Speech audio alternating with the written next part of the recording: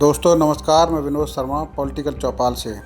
आपकी बात सीरीज़ में अब लोग खुलकर सामने आने लगे हैं, चाहे वो ग्रामीण क्षेत्र का किसान हो, चाहे सेक्टरों में रहने वाले आम आदमी।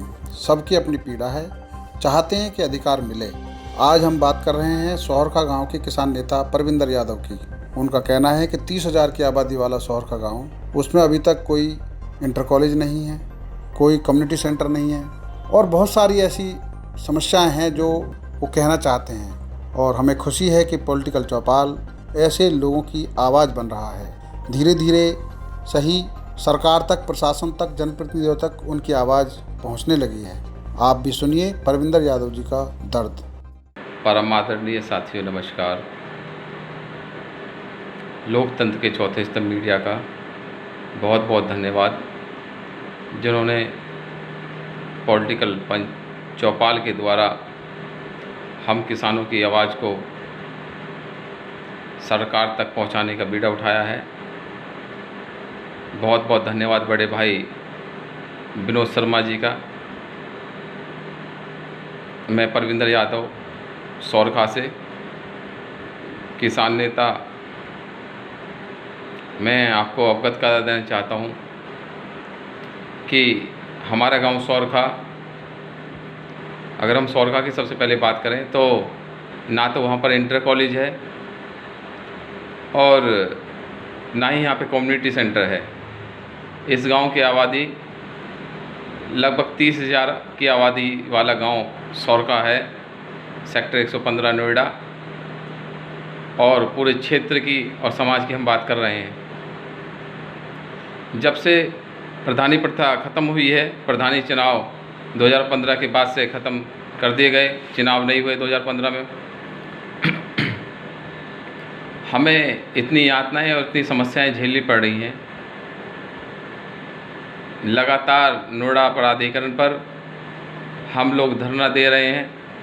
पिछले 5 साल से हम लोगों पर जो अत्याचार हो रहा है किसानों के ऊपर में, वो बहुत ही दुखद है। अगर प्रधानी बहाल हो जाए या नगर निगम यहाँ पर आ जाए तो बहुत सारी व्यवस्था दुरुस्त की जा सकती है और हो जाएंगी। अगर शहर के अकॉर्डिंग हम गांव को देखें तो शहर में सारी व्यवस्थाएं नोएडा प्राधिकरण के द्वारा ईजिली की जा रही हैं और प्राधिकरण के द्वारा शहर को बसाने के लिए हर पूरी जोर आजमाइश चल रही है और अच्छे से अच्छी सुविधाएं समस्त शहर को दी जा रही हैं। लेकिन अगर हम बात करें गांव की, तो गांव को एक अछूत नज़र से देखा जा रहा है। आपको बता दें कि ये इन्हीं गांव वालों की ज़मीन पर ये नोएडा प्राधिकरण के द्वारा यह शहर बसाया गया है। नोएडा प्राधिकरण आया तो था हमारे यहाँ पर फैक्ट्री लगाने के लिए, लेकिन नोएडा प्राधिकरण ने फैक्ट्री कम, नोएडा के अंदर में अपार्टमेंट ज़्यादा बना दिए। और अगर विकास किया जाता, यहाँ पे कंपनियाँ बनती, तो यहाँ के गरीब मजदूर किसानों के बच्चों को रोज़गार मिलता, नौकरियाँ मिलती, जो कि आज नहीं हैं। अपार्टमेंट बना के खड़े कर दिए पूरे समस्त नोएडा में। यहाँ के युवा बेरोज़गार हैं और आज 5% के प्लॉट भी हमारे नहीं दिए जा रहे। ये भी बहुत बड़ा मुद्दा है। पिछले दिनों नोएडा प्राधिकरण के ही अधिकारियों का कहना था कि आप कोर्ट ना जाएं और आपको 5% के प्लॉट दिए जाएंगे, लेकिन आज तक किसानों को 5% दिया गया, ना ही 64% दिया गया। और जब से प्रधानी प्रथा ख़त्म हुई है, तब से गाँव का अगर विकास की हम बात करें तो गाँव का विकास 0 हो चुका है। नोएडा प्राधिकरण सुनने के लिए तैयार नहीं है। पहले प्रतिनिधित्व करते थे, हमारे प्रधान प्रतिनिधि होते थे, तो हमारी गांव की कोई भी समस्या होती थी किसी भी किसान को, तो प्रधान जी से कह करके उस समस्या का समाधान करा लिया जाता था। लेकिन आज अगर हम बात करें साफ़ सफाई की गांव के अंदर में, तो उसके नाम पर 0 है। नोएडा प्राधिकरण ने हो सकता है कुछ अपने ठेकेदार छोड़ रखे हों, लेकिन साफ़ सफाई नहीं हो रही है। सीवर ब्लॉक हैं। स्कूलों की बात करें तो बहुत सारे ऐसे गांव हैं जिन्हों में स्कूल ही नहीं हैं। तो और बात करें डिस्पेंसरी की तो बहुत सारे ऐसे गांव हैं जिनमें डिस्पेंसरी नहीं है। जैसे कि मैं ग्राम सौरखा से हूं, तो ग्राम सौरखा में 30,000 की आबादी वाला गांव, ना तो वहां पे कम्युनिटी सेंटर है, ना ही इस गांव के अंदर में कोई 12वीं तक का स्कूल है, इंटर कॉलेज है, और ना ही यहाँ पर डिस्पेंसरी है। आप इसी चीज़ से विचार लगा लीजिए कि जो 52,000 बीघे का रकबा वाला गांव, जिसने सबसे ज़्यादा ज़मीन, पूरे नोएडा से सबसे ज़्यादा ज़मीन इस गांव ने नोएडा प्राधिकरण को दी है, उस गांव के अंदर में कितनी व्यवस्थाएं नोएडा प्राधिकरण के द्वारा की गई हैं, आप खुद भली भांति परिचित हैं, आके देख सकते हैं।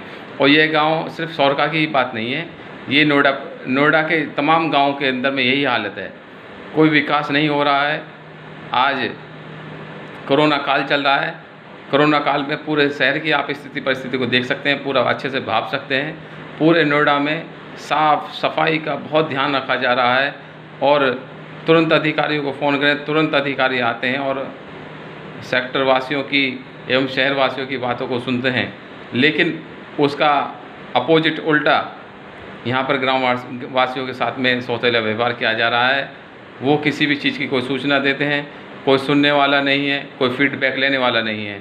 कुछ पार्टियों ने अपने प्रतिनिधि, ग्रामीण प्रतिनिधि बनाए हैं, वो बना रहे हैं, वो सिर्फ वोट लेने की जो है एक चाल के अनुसार उस कार्य को कर रहे हैं।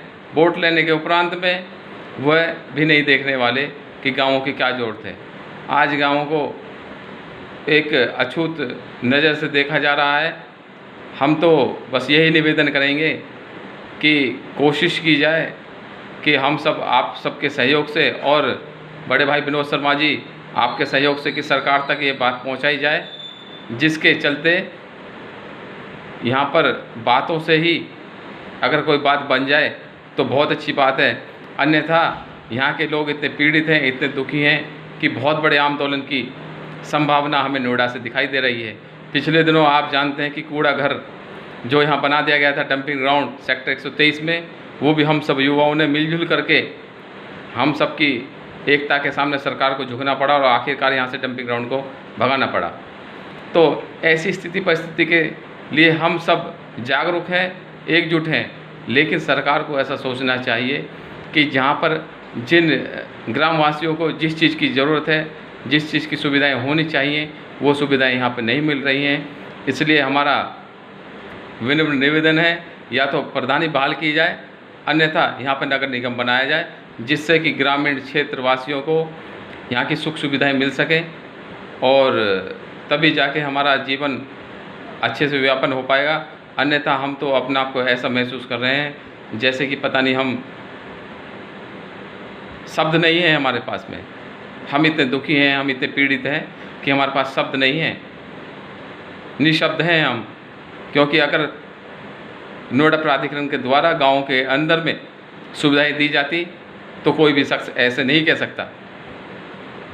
जय जवान जय किसान, भारत माता की जय। गाँव में पंचायत व्यवस्था ना होने से क्या दिक्कतें आती हैं ये आपने सुना, और अब लोग सेक्टरों से भी निकल कर आने लगे हैं। उनका कहना है कि लोकल बॉडी हो तो कम से कम आदमी अपनी बात ढंग से किसी एक प्लेटफार्म पर तो कह सकता है। अभी कोई ऐसा प्लेटफार्म नोएडा में नज़र नहीं आता। आप भी अपनी बात कहिए, पहुंचाइए आवाज़। देखते रहिए पॉलिटिकल चौपाल। धन्यवाद।